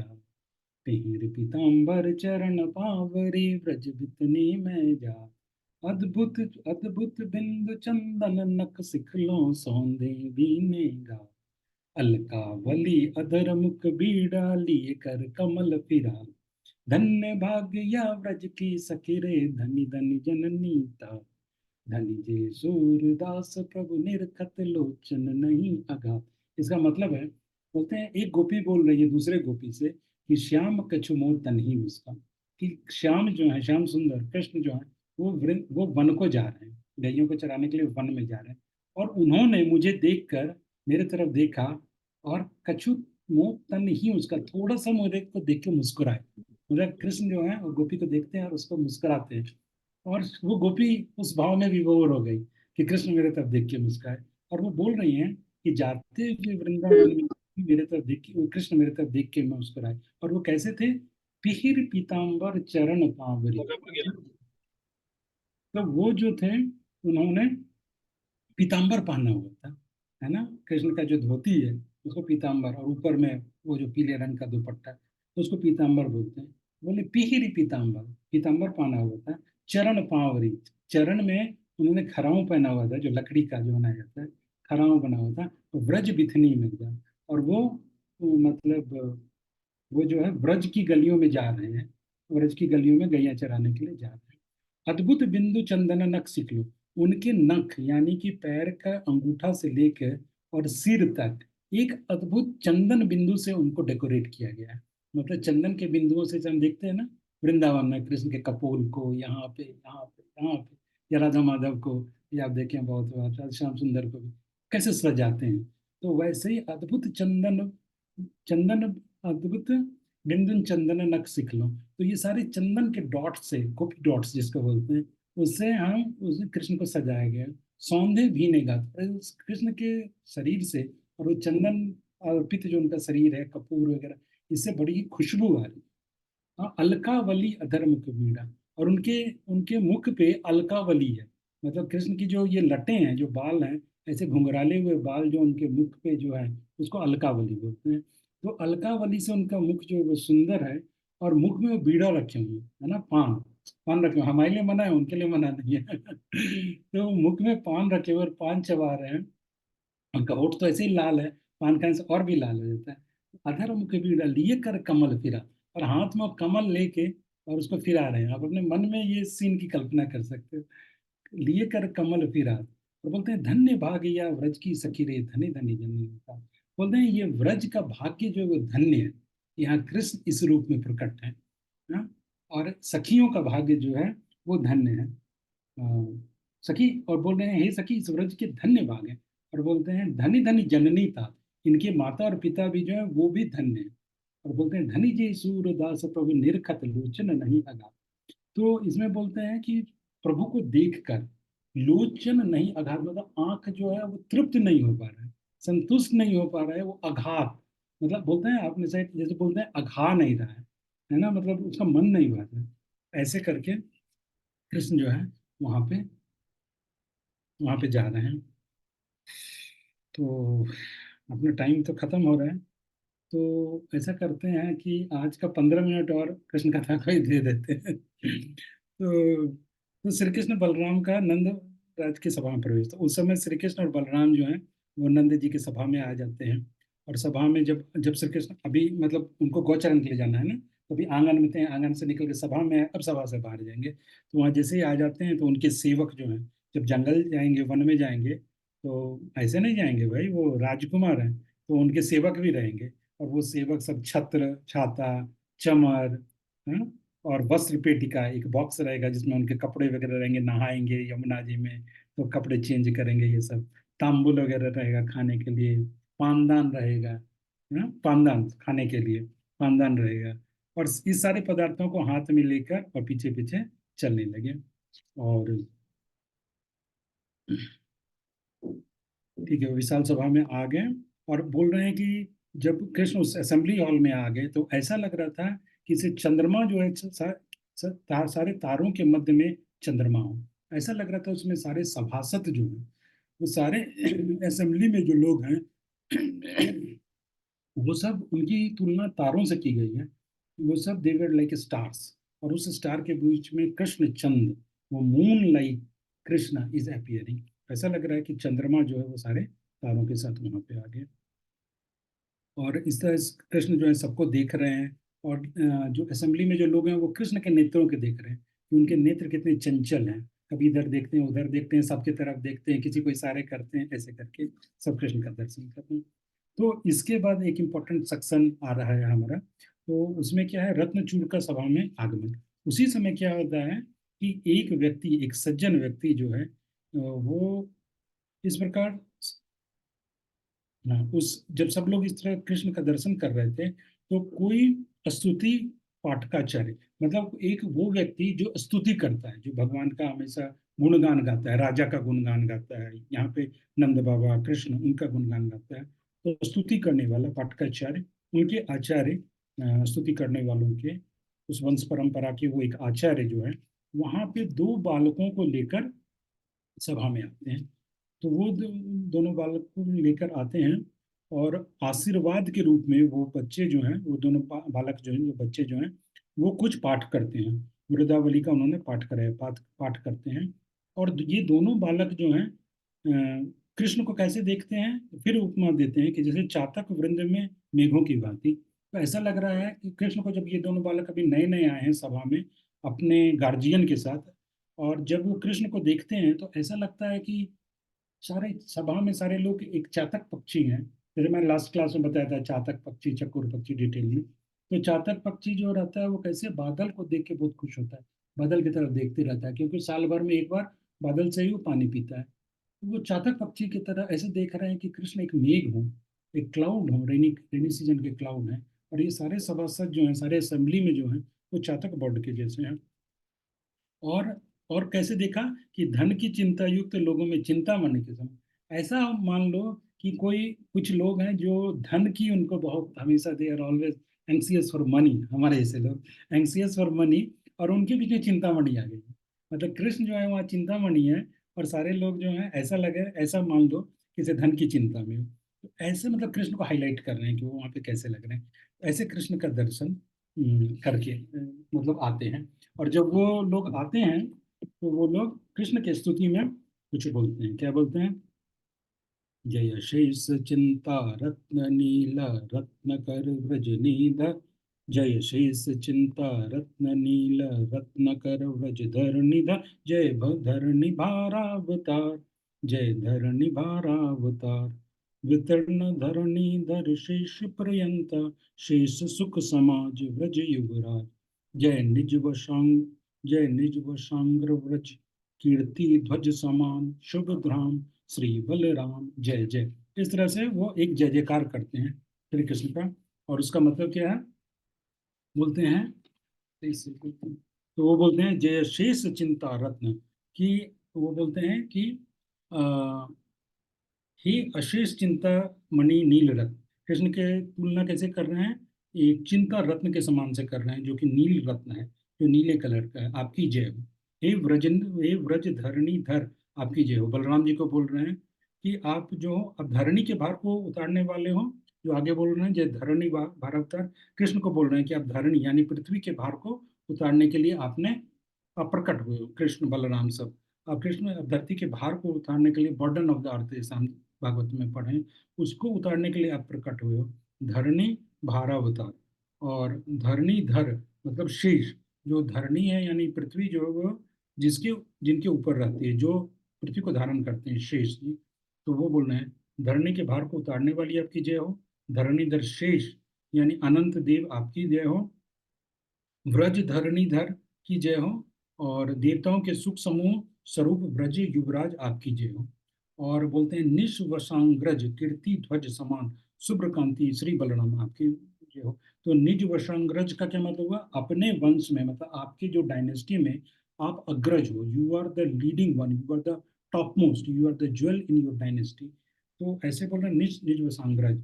और कीर्ति ध्वज मतलब आप ऐसे हो कि आप अपने जन्म, अपने वंश का कीर्ति जो है उसको फैलाने वाले, उसका फेम जो है उसको आप फैलाने वाले हो।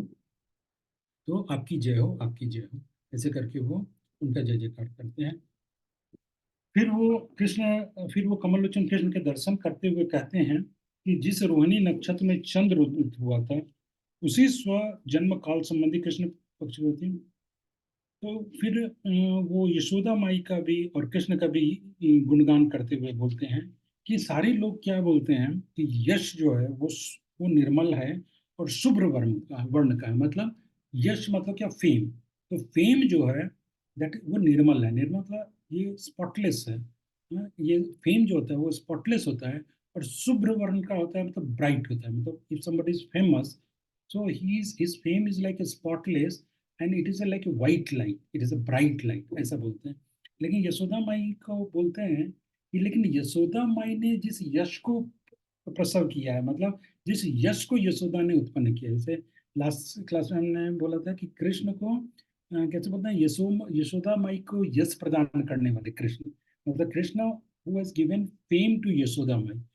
तो ऐसे कृष्ण है। तो लेकिन यशोदा माई ने जिस यश को प्रकट किया, यानी कृष्ण की बात यहाँ हो रही है, यशोदा माई ने जिस यश को, जिस फेम को प्रकट किया कृष्ण, तो बोलते हैं कि सारे लोग क्या बोलते हैं, ये जो फेम है ये स्पॉटलेस होता है, मतलब उसमें कोई भी ब्लैक डॉट नहीं होता है, और ये वाइट कलर का होता है, ये ब्राइट होता है। लेकिन यशोदा के केस में जो फेम वो देखो देखो, वो तो डार्क कलर का है ना, वो काला है, वो श्यामला है। तो ये कैसा है? तो सारे लोग जो बोलते हैं झूठ बोलते हैं कि एक्चुअली कि फेम जो है हमेशा वाइट होता है, ब्राइट होता है, और स्पॉटलेस होता है, उसमें कोई भी दाग नहीं होता है। क्योंकि देखो यहाँ एक एग्जाम्पल है, यशोदा का जो फेम है यानी कृष्ण, वो जो है वो श्याम वर्ण के हैं, है ना। उन्होंने श्याम वर्ण के कृष्ण रूप है, सबके सामने विद्यमान है, जी भर के देख लो। तो ये फेम को देख लो, जो कि फेम श्यामला है, जो कि फेम जो है डार्क है, तो ऐसा भी फेम होता है, ऐसे करके ये कवियों की भाषा है। तो इसको आई डोंट नो, तो इसको इस ढंग से ही इसका आनंद उठाया जाता है। तो फिर उसके बाद क्या हो गया, श्री नंद जी सौमधुर, उसके बाद नंद बाबा बोलते हैं, जो वो दोनों बच्चे को लेके आए ना, उनका नाम है रत्नचूड़। तो बोलते हैं रत्नचूड़ से कि हे सूत वंश मुकुटमणि, मतलब सूत वंश मतलब सूत जो भगवान की स्तुति वगैरह, जो राजाओं के दरबार में आके स्तुति वगैरह गाते हैं, सूत बोलते हैं। तो ये सूत के जो आप मुकुटमणि हो, मतलब you are the precious jewel of सूत, सूत। तो बोलते हैं कि ये दोनों सकुमार कौन है, ये दोनों बच्चे जो हैं वो कौन है। तो रत्नचूड़ बोलते हैं कि ये सर्व संपत्ति संबंध श्रीमान ये दोनों मेरे भांजे हैं, मतलब मेरी बहन के बेटे हैं। तो नंद बाबा पूछते हैं ये दोनों तुम्हारी कौन सी बहन के बेटे हैं, कौन सी बहन के भाग्य स्वरूप है। तो रत्नचूड़ बोलते हैं कि ये जो है ये रत्न गर्भा नाम की जो मेरी बहन है, सॉरी रत्न गर्भा से उनको करते हैं, नंद बाबा को ग्लोरीफाई कर रहे हैं, थोड़ा कट शॉर्ट कर रहे हैं कि ये शत्रु रहित रत्न गर्भा भूमि स्वामी, ये दोनों बालक रत्नवती के। देखिए जब भी एड्रेस भी करते हैं ना, तो ऐसे स्ट्रेट फॉरवर्ड नहीं बोलते हैं। जैसे रत्नचूड़ जब आंसर दे रहे हैं नंद जी के क्वेश्चन का, तो क्या बोलते हैं, हे शत्रु रहित रत्न गर्भा भूमि स्वामी। तो पहले नंद बाबा को ग्लोरीफाई किए कि आप जो हैं वो शत्रु रहित हैं, मतलब आपका कोई शत्रु नहीं, आपका कोई एनिमी नहीं है। और रत्न भूमि से आप भूमि के स्वामी हो, यानी ये व्रजराज हो आप, इस व्रज की भूमि के आप स्वामी हो। और ये व्रज कैसा है, जैसे रत्न गर्भा है, मतलब इसके गर्भ में, इसके अंदर सारे के सारे ज्वेल्स विद्यमान है। तो पहले ऐसे करके नंद बाबा को ग्लोरीफाई किए, और उसके बाद फिर आंसर देंगे दिए कि ये दोनों बालक जो हैं वो रत्नवती के पुत्र हैं। तो और बोलते हैं कि ये रत्नवती भी जो है वो राम और कृष्ण के दर्शन के लिए यहाँ नहीं है। तो ब्रजराज या निनंद बाबा बोलते हैं कि रत्नवती, हे भगनी, हे भगनी, हे बहन रत्नवती, तुम्हारा सौभाग्य वर्धित हो, मतलब उनको आशीर्वाद देते हैं। और रत्नचूड़ बोलते हैं कि देखिए मेरा बहनोई भी आया है, मतलब वो लड़का के मदर और फादर, दोनों लड़के जो थे उनके मदर और फादर दोनों आए हैं। तो उनके बहनोई का नाम जो है सुमति है। तो नंद जी बोलते हैं हाँ हाँ, ये सुमति को देखा हुआ लगता है, लेकिन बहुत पहले अच्छा, ये सब गोलोक की लीला हो रही है, ध्यान रखिए, वहाँ वृंदावन की नहीं, वहां पे ये सब चल रहा है। तो नंद जी बोलते हैं हाँ लगता है कि इसको बहुत पहले देखा था, इसको बचपन में ही देखा था, तो इसलिए मैं अच्छी तरह से इसको पहचान नहीं पाया। तो उसको पूछते हैं सुमति को कि आजकल तुम कहाँ रहते हो। तो सुमति बोलता है कि आजकल मैं समुद्र के पास रहता हूँ। तो बोलते हैं अरे तब तो ये बहुत दूर से आया है। उपनंद उपनंद जी बोलते हैं कि बहुत दूर से आया हुआ हमारा ये अतिथि है, ऐसे करके बोलते हैं। और उसके बाद कृष्ण जी का वहाँ वर्णन आता है, कृष्णचंद्र का, कि वो अपने मुख चंद्र की किरण सुधा से अपने नेत्र प्रांत को उज्जवल करके, मतलब कृष्ण हंसते हैं, मुस्कुराते हैं, और मुस्कुराने पे जैसे उनका ये कपोल जैसे उठते हैं, तो कपोल का चमक उनकी आंख पे पड़ता है। तो उनका आंख जो है और भी ब्राइट हो जाता है, जैसे ये जो डार्क अभी है ना, ये और भी ब्राइट हो जाता है, इतना रिफ्लेक्शन है उनके चिक से। तो कृष्ण से हंसते हैं, तो उसका वर्णन करते हैं। और वो अपने दंत पंक्तियों को छुपा के मतलब सिर्फ मुस्कान कर रहे हैं। और नाम, और कृष्ण बोलते हैं ये दोनों, इनका नाम क्या है? तो रत्नचूड़ जो है उनके फादर, दोनों बच्चे के फादर, तो वो बोलते हैं इनका नाम, सॉरी, रत्नचूड़ जो लेके आए हैं दोनों बच्चे को, तो वो सुत वंश के जो थे, शिरोमणि करके जो दोनों बच्चों को लेके आए सभा में, तो रत्नचूड़ बोलते हैं कि इनका नाम जो है मधुकंठ और स्निग्धकंठ है। तो कृष्ण बोलते हैं ये दोनों नाम एक जैसा ही लगता है। तो रत्नचूड़ बोलते हैं हाँ, क्योंकि ये दोनों जुड़वा भाई हैं, इसलिए इनका नाम एक जैसे लगता है। तो उपनंद जी पूछते हैं कि तुम्हारी जो प्रशंसनीय विद्या है, मतलब तुम्हारा जो ये आके राजाओं की सभा में जो तुम उनका यशोगान करते हो, उनका गुणगान करते हो, उनको ग्लोरीफाई करते हो, तो ये क्या इन लोगों ने ये विद्या भी सीखी है क्या? तो उपनंद जी बोलते हैं कि, तो रत्नचूड़ बोलते हैं कि हाँ हाँ, इन दोनों ने ये विद्या मुझसे सीखी है। और बोलते हैं कि इस विद्या को सीखने के साथ साथ इनमें कुछ और भी एक विशेष गुण है। तो उपनंद जी बोलते हैं कि वो क्या गुण है? तो रत्नचूड़ बोलते हैं कि वो सर्वज्ञता का गुण है। और सर्वज्ञता द्वारा रक्षित कविता, मतलब दे आर ओमनी ओमनीपोटेंट, है ना, वो सर्वज्ञ हैं। ओमनीपोटेंस, जो कि सब कुछ जानते हैं, ऐसा उनमें गुण है। देखिए, सर्वज्ञता का जो गुण है कि जो सब कुछ जानता है वो सिर्फ भगवान जानता है। लेकिन जैसे पहले भी हमने डिस्कस किया कि कैसे कृष्ण जो है वो और उनकी सखाओं को कितना, अपने सेवकों को भी कितना इंपावर करते हैं। वहां पे वर्णन था कि ओमनीसिएंट, करेक्ट, ओमनीसिएंट वाला गुण है। तो ये ओमनीसिएंट वाला गुण है, जो सर्वज्ञता, जो सब कुछ जानने का, वो कृष्ण में ही होता है। लेकिन पहले भी जैसे हमने डिस्कस किया कि कृष्ण इतने दयालु हैं, इतने भक्तवत्सल हैं कि अपने दास से भक्त का भी वहां पे कैसा आ रहा था कि वो भी तेज में और बल में कृष्ण के समान है। मतलब तो वैसे ही यहाँ पे कृष्ण ने वो सर्वज्ञता का गुण, ओमनिसिएंट का गुण जो है वो ये इन दोनों को, मधुकंठ और स्निग्धकंठ को दिया है। जिसका यहाँ पे चर्चा नहीं किया है, वो हिडन है, वो लीला के कारण उसको छुपाया गया है। तो जस्ट रत्नचूड़ बोलते हैं कि इनमें ओमनिसियंस है। और ओमनीसिएंट होने के द्वारा ये जो कविता जो लिखते हैं, उसमें भी वो ओमनीसिएंट के कारण उनको बहुत कुछ मालूम है ना, तो उससे उसके उसके आधार पे वो कविता लिखते हैं। जो चीज किसी को भी नहीं मालूम होगा वो उसको मालूम होगा, और उन चीजों को वो अपनी कविता में लिखते हैं। तो सब लोगों को बड़ा आश्चर्य लगता है कि अच्छा, ये तो बड़ा वंडरफुल वंडरफुल बॉय, बहुत अद्भुत बालक है। तो नंद जी बोलते हैं कि इन दोनों को ये ऐसे गुण मिले कहाँ से? थोड़ा इसको जस्ट एंड कर देंगे ये सेक्शन करके। तो बोलते हैं कि ऐसे गुण इनको कहाँ से मिले? तो सुमति जो इन दोनों के फादर हैं, तो वो बोलते हैं कि आप इन बच्चों से ही पूछ लीजिए कि इनको कहाँ से मिले। तो नंद जी पूछते हैं कि भाई तुम लोगों को ये ऐसा गुण कहाँ से मिला? तो वो दोनों कुमार जो है वो हाथ जोड़ के बोलते हैं कि, फिर देखिए जब उनको एड्रेस कर रहे हैं तो कैसे बोल रहे हैं, हे श्री गोलोकस्त जनाधिपति।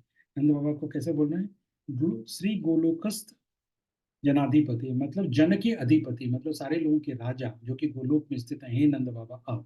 ऐसे करके उनको प्रणाम करके बोलते हैं कि हमको वो विद्या तो हमारे गुरुदेव से मिला है। और वो जो गुरुदेव जो है प्रातः स्मरणीय है, ऐसे करके अपने गुरु को ग्लोरीफाई करते हैं। और बोलते हैं कि कौन है वो आपके गुरु? तो बोलते हैं वो जो प्रातः स्मरणीय हैं और हम जैसे व्यक्तियों के भाग्य स्वरूप हैं, जो हमारे से लोगों पे दया करते हैं और सारे सुख को प्रदान करने वाले हैं। और वो कौन है?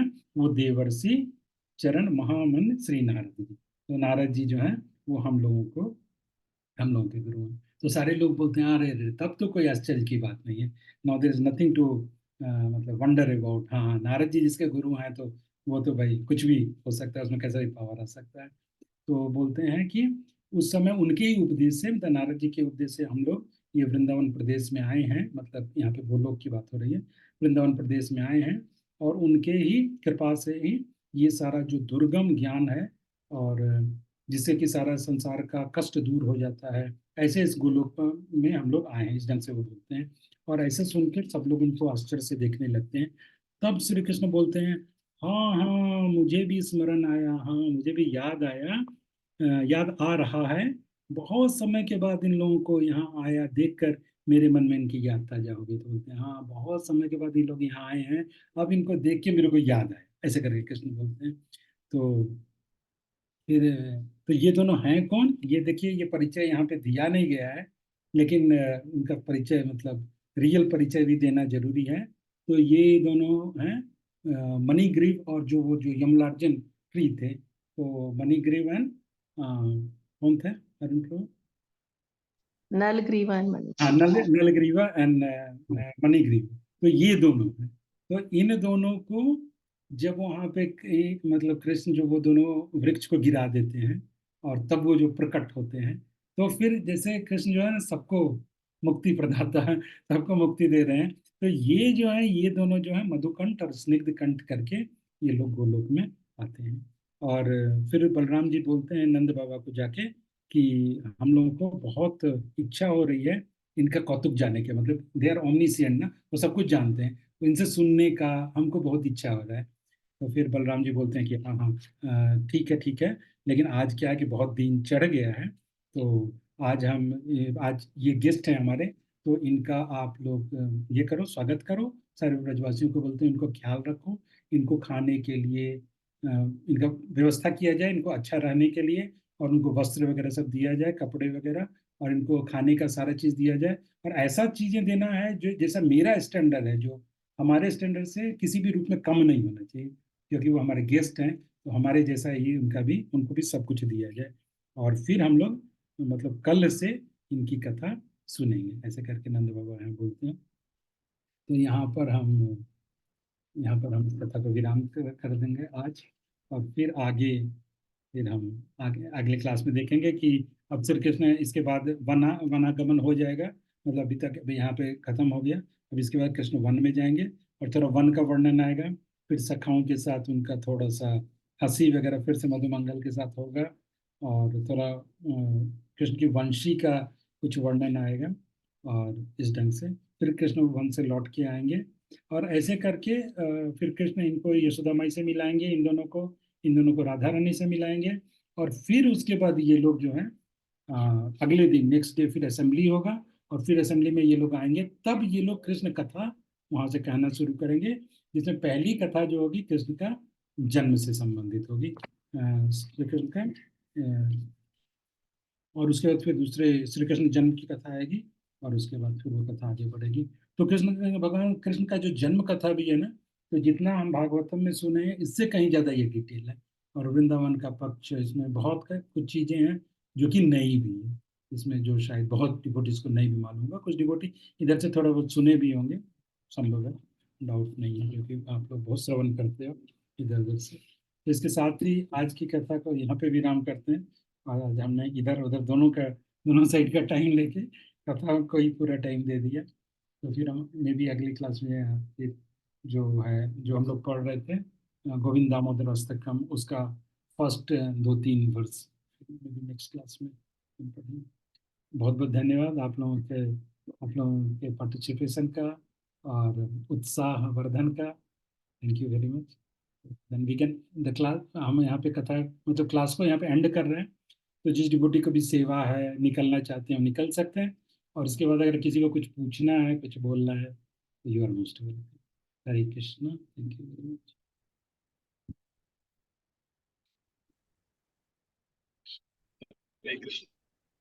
हरे कृष्णा प्रभु जी, दंडवत प्रणाम। हरे कृष्ण, दंडवत प्रणाम। हरे कृष्णा प्रभु जी, दंडवत प्रणाम। दंडवत प्रणाम। हरे कृष्ण। हरे कृष्णा प्रभु जी। हरे कृष्ण। बहुत सुंदर प्रभु जी। थैंक यू, थैंक ये यू। मेरा दूसरा क्लास है, लास्ट टाइम ही मैंने बोला था कि ये क्लास में नहीं मिस करूंगी। बहुत अच्छा, बहुत सुंदर प्रभु। हमारे इनकरेजमेंट के लिए, हमारे उत्साह वर्धन के लिए। बहुत बहुत धन्यवाद। थैंक यू सो मच प्रभु जी। हरे हरे कृष्णा कृष्ण, प्रभु जी। दंडवत प्रणाम। हरे कृष्ण, लक्ष्मी जी, धन्यवाद। धन्यवाद। हरे कृष्णा प्रभु जी, दंडवत प्रणाम। आज मैं पहली बार ज्वाइन की हूँ प्रभु जी, बहुत अच्छा लगा। अच्छा। से मैं आपका क्लास बैंगलोर में ही सुन चुकी हूँ प्रभु, यस तो यस, बहुत अच्छा लगा। चंदन प्रभु मुझे याद है उसी तरह। जी प्रभु, हरे थैंक कृष्ण। यू प्रभु, बहुत अच्छा था क्लास। पिछले क्लासों को भी अगर आप सुनना चाहते हैं तो यूट्यूब पे अपलोडेड है, आप सुन सकते जी प्रभु। हैं। हरे कृष्ण। अगर किसी का कोई, हरे कृष्णा प्रभु जी, कोटि कोटि नमन। Thank thank you. You so much. Hare Krishna, कोटि कोटि नमन आपको भी। तो प्रभु जी मैंने पार्टिसिपेशन लिस्ट भेज दिया है आपके चैट पेपर से। ओके ओके, जस्ट एक नॉलेज के लिए कि भाई कौन कौन आएगा, कि मैं सबका देख नहीं पाता हूँ कि भाई। जी प्रभु जी, thank you, Hare thank you Krishna. So much. Hare Krishna. तो इसका लिस्ट भी निकाल सकते हैं प्रभु जी बाद में, पार्टिसिपेशन का। हाँ, शायद वो भी रहता है ना। हाँ, वो ऑप्शन रहता है, वो हम्म, लाइन पे ये निकल जाएगा रिपोर्ट। ठीक है ठीक है। प्रभु जी, बेसिकली इसलिए जानने के लिए कि कौन कौन डिवोटीज आ रहे हैं रेगुलरली। हाँ, तो उसमें मेरे टाइम के साथ आता है प्रभु जी, इस समय लॉग इन, इस समय लॉग इन। अच्छा, फुल अटेंडेंस। तो आप लोग का अटेंडेंस ही लग रहा है।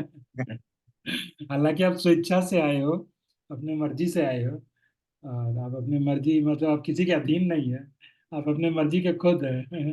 जैसी आपको इच्छा लगेगा और आपको पसंद आता है तो आप आइए, आपका स्वागत है। नहीं तो भी कोई बात नहीं है, जैसे आपकी दूसरा सेवा है या जो भी है, तो कोई बात नहीं।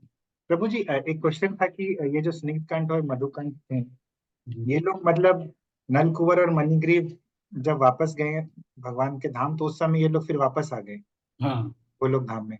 तो ये इन लोगों को गोलोक धाम की प्राप्ति हुई है, यहाँ पे यही दिखा रहे हैं जी उस समय। और फिर चूंकि वो लोग वहाँ पे वृक्ष के रूप में भी थे, तो उन्होंने कृष्ण लीला बहुत देखी है, और उसके बाद की भी लीला जो उनकी आंख के सामने नहीं भी है, तो नारद जी के कृपा से उनको वो शक्ति प्राप्त होती है, तो वो सब करते हैं, वो सारे वर्णन करते हैं। जैसे रामायण में भी आप देखिए कि लव कुश को कैसे पूरा का पूरा सिखाते हैं। एक्चुअली वाल्मीकि मुनि का भी वही है कि वो रामायण होने से पहले ही उन्होंने रामायण लिख दिया, जिसे हम जानते हैं। ऐसे श्रीमद् भागवतम का भी है कि भागवतम को भी वेद व्यास ने भागवतम होने से पहले ही लिख दिया पूरा का पूरा। तो ये भगवान ऐसी शक्ति प्रदान करते हैं कुछ लोगों को, जिससे वो पूरी की पूरी लीला को होने से पहले भी जान जाते हैं। तो ऐसे ही शक्ति इनको प्रदान की गई कि ये लीला होने के बाद वो पूरी की पूरी लीला को देख सकते हैं और जान सकते हैं। और उनको आशीर्वाद में यही है, देखिए प्रभुपाद भी वहाँ पे लिखते हैं ना कि ये मतलब नारद मुनि की कृपा है जो उन्होंने श्राप दे दिया। तो हालांकि उनको वृक्ष के रूप में रहना पड़ा, बट वो कितना, एक तो वृंदावन में उनका जन्म हो गया, वही बहुत बड़ी बात है। और उसके और बाद वो इतने एम्पावर किए गए कि वो पूरा कृष्ण के सामने भी हम देखेंगे कि राधा रानी के सामने बैठ के उनकी लीला का गान कर रहे हैं। दैट इज लाइक अमेजिंग, पूरे ब्रजवासी के पास नंद बाबा के। और जब उनकी लीला का उनके सामने गान किया जाता है, उनको इतनी खुशी होती है। एक तो कृष्ण की लीला सबको सुनना है, और उनमें उनको अपने आप को भी देखते हैं, दे आर वेरी हैप्पी। श्रवण बताऊं स्वकथा कृष्णा, जो है ना कि कृष्ण को उनकी कथा भी, मतलब अपनी कथा सुनने में भी भगवान कृष्ण को, मतलब उससे उनको भी बहुत आनंद मिलता है। तो स्वकथा, तो उसको रिपीट करने से, उसको सुनने से हमारा भी प्यूरिफिकेशन और सब कुछ तो होता ही है। तो भगवान के सामने भगवान भगवान उनकी कथा बोलना, ये कितना नेचुरल है ना। कोई कोई हमारे सामने भी अगर हमारा कुछ बोलता है तो अपने को ही अच्छा लगता है। हाँ, अच्छा अच्छा, हाँ, मैं कैसा करता था, ऐसा करते थे, माँ बाप सुनाते हैं तो बचपन में ऐसा करते थे, तो बड़ा मजा आता है। तो वो हमारा एसेट होता है कि हाँ मैं ऐसा करता था।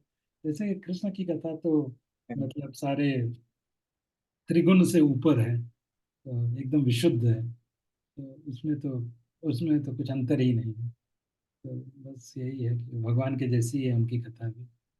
तो प्रभु जी, जो भागवतम का जो कथा व्यासदेव शुकदेव गोस्वामी को बतलाए, तो हम लोग जो भागवतम देखते हैं उसमें तो शुरू से नैमिषारण्य के ऋषि और सूत गोस्वामी, और फिर सुखदेव गोस्वामी सेकंड कैंटो में आते हैं, करेक्ट। फिर वो कथा बतलाते हैं। तो ये जो कथा व्यासदेव शुकदेव गोस्वामी को बतलाए होंगे, ये कुछ उसी का सबसेट होगा ना? नहीं नहीं नहीं नहीं, वो सुपर सेट है एक्चुअली। तो व्यासदेव वहां पे देख पा रहे हैं कि कैसे बाद में नैमिषारण्य में भी होगी कथा, उसमें ये भी बैठेंगे, सब लोग बैठेंगे, ये सब कुछ वो देख पा रहे हैं।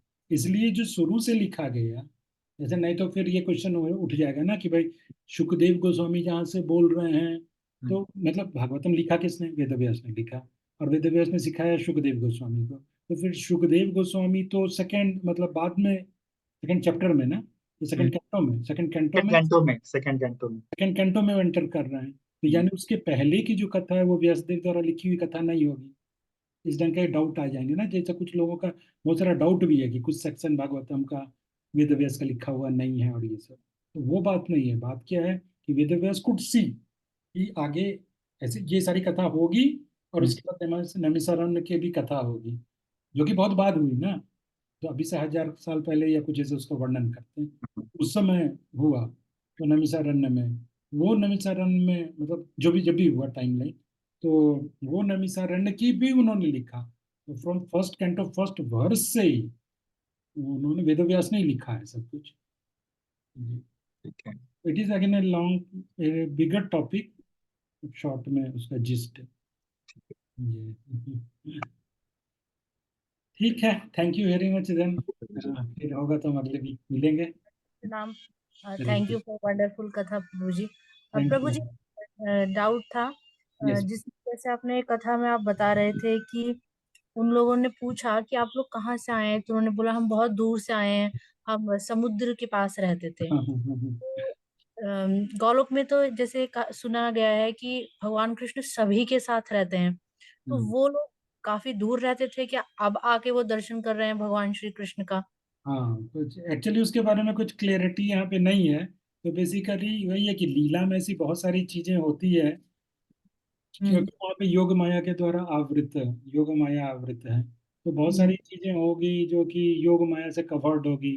तो ऐसा हम्म। यहाँ पे कुछ क्लैरिटी नहीं दिया गया है कि वो ब्रज ब्रज भूमि में वृंदावन से दूर ही कहीं रहते थे, वो आए हैं, या जस्ट वो एक योग माया के द्वारा क्रिएटेड एक भ्रम है जिसके तहत वो बोलते हैं कि मैं बाहर रहता था, या कि वो वैकुंठ लोक में रहते हैं कि जहाँ जो समुद्र के पास भी है, क्षीर सागर हम्म। भी है, तो वहां से आए हैं, या कि वो भौतिक जगत के समुद्र वहां रहते थे और अभी अभी वो गोलोक में प्रवेश कर रहे हैं। तो ऐसा कुछ मतलब क्लैरिटी जीव गोस्वामी नहीं दी है। तो लीला के तहत हर चीज एब्सोल्यूट नहीं होगा, वो काफी कुछ जो है वो क्रिएट भी किया जाएगा।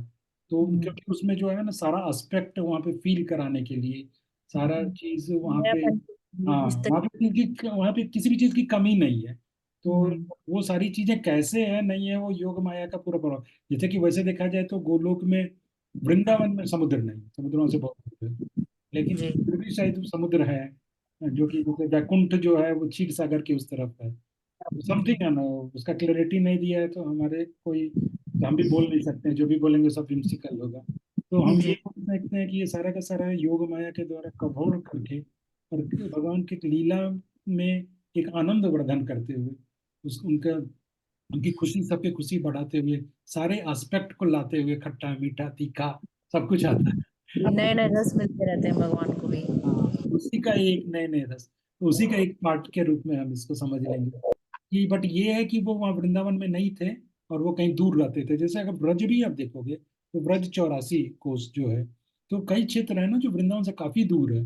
हम कार से दिल्ली जाते हैं, तो पलवल और कहाँ कहाँ आ जाते हैं, पता चलता है ये भी ब्रज ही है, ये भी ब्रज ही है। तो अपने को लगता है अच्छा ये भी ब्रज है क्या, अपने को मतलब हम वहाँ पे देख नहीं पाते हैं कि ये भी वृंदावन का ही पार्ट है क्या, ये भी ब्रज ही है क्या। मतलब वो अपने को एक नॉर्मल सिटी से रखता है, तो ब्रज भी बहुत दूर है। तो शायद मुझे लगता है कि ब्रज भी जो है वो कुछ जगह जो वृंदावन नंदगांव बरसाना उसके पास है, कुछ जगह जो बहुत दूर है, शायद वहाँ के ब्रजवासी का ऐसा होगा कि कभी कभी आके कृष्ण का दर्शन करते होंगे, समथिंग लाइक दैट। ये मैं अपने मन से बोल रहा जी प्रभु जी, थैंक यू प्रभु जी, थैंक यू सो मच, हूँ। धन्यवाद।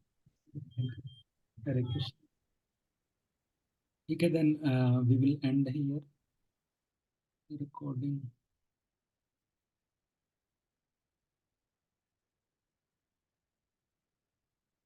रिकॉर्डिंग।